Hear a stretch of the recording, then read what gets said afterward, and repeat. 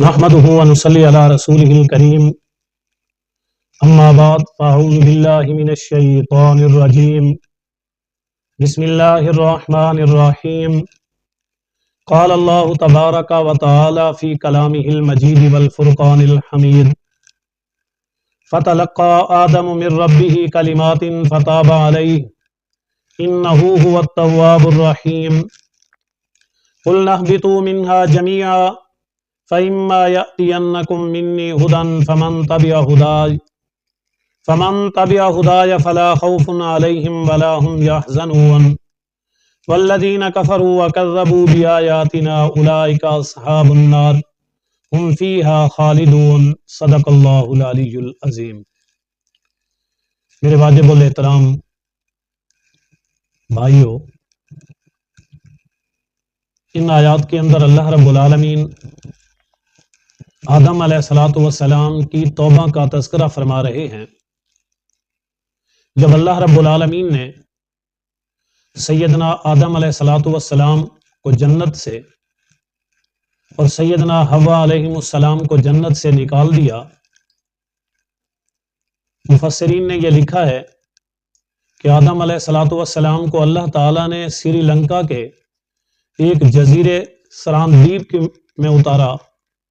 اور اسی طرح حضرت حوا کو اللہ تعالیٰ نے جزیرۃ العرب کے اندر اتارا، اور بعض لکھتے ہیں کہ خاص جدہ کے اندر اتارا۔ یہ اسی کے ساتھ منسوب ہے۔ اسی وجہ سے سیدنا آدم علیہ الصلوۃ والسلام اور سیدہ حوا علیہ السلام ایک دوسرے کو ڈھونڈنے لگے، ایک دوسرے کی تلاش اور جستجو کے اندر گھومنے لگے، تلاش کرنے لگے، یہاں تک کہ عرفات کے میدان میں آپ دونوں کی ملاقات ہوئی۔ عرفات کا معنی پہچاننا، یعنی ایک دوسرے کو وہاں ملے، پہچانا، ملاقات ہوئی۔ اب اسی طرح سیدنا آدم علیہ الصلوۃ والسلام اس زمین پر اللہ تعالیٰ سے دعا کرتے رہے، التجا کرتے رہے، گڑ گڑاتے رہے۔ مفسرین نے مختلف رائے دی۔ اکثریت کی رائے یہ ہے کہ آپ 40 سال تک اللہ تعالیٰ سے معافی مانگتے رہے۔ پھر اللہ رب العالمین نے آپ کو کچھ کلمات القاء کیے، آپ کے دل کے اندر ڈالے۔ وہ کلمات ربنا ظلمنا انفسنا وإن لم تغفر لنا وترحمنا لنكونن من الخاسرین، ان کو ذکر کیا گیا ہے،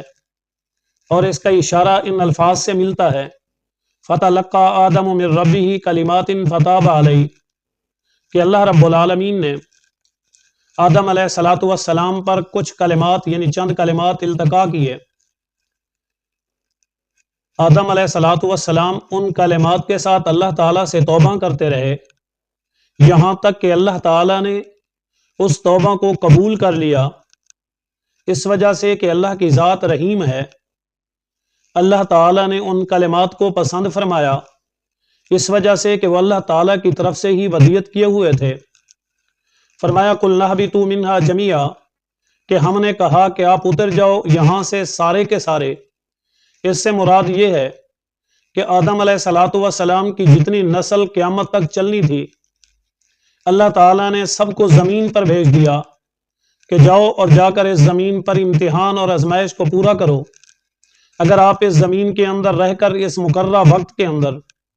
امتحان میں کامیاب ہو گئے تو پھر ہم دوبارہ آپ کو آخرت کے منازل طے کرنے کے بعد جنت کے اندر بھیجیں گے۔ اگر آپ ناکام ہو گئے تو پھر آپ کو آخرت کے منازل طے کرنے کے بعد جو دائمی زندگی ہے، ہمیشہ کی زندگی ہے،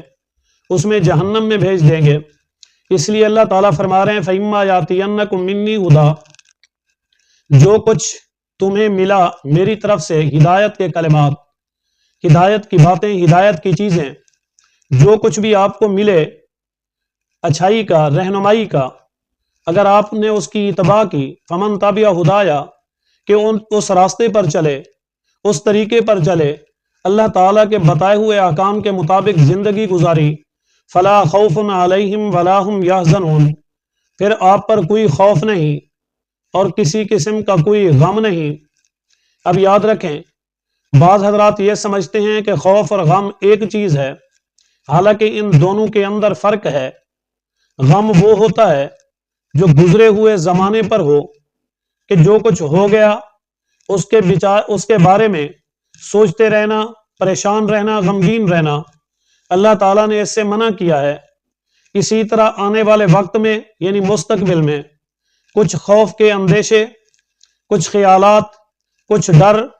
اور ایسی چیزیں پیدا ہونا، اسے خوف کہتے ہیں۔ تو اللہ رب العالمین فرما رہے ہیں جو کچھ ہو گیا ماضی میں اس کا کوئی غم نہیں ہے، اور جو کچھ مستقبل میں ہونے والا ہے اس کا کوئی خوف نہیں، اس لیے کہ جب آپ میری اتباع کر رہے ہیں، ہدایت کے راستے پر چل رہے ہیں، پھر آپ کامیاب ہی کامیاب ہیں۔ ہاں اگر آپ نے یہ راستہ اختیار نہ کیا، والذین کفروا وکذبوا، انکار کر دیا، کفر پر چلے گئے، نافرمانی کی اور جھٹلا دیا میرے پیغمبروں کو، میری آیتوں کو، میری نشانیوں کو، میرے احکام کو جو واضح طور پر ہم نے آپ کو بتائے، اگر آپ نے یہ راستہ اختیار نہ کیا تو پھر آپ جہنم والے ہوں گے،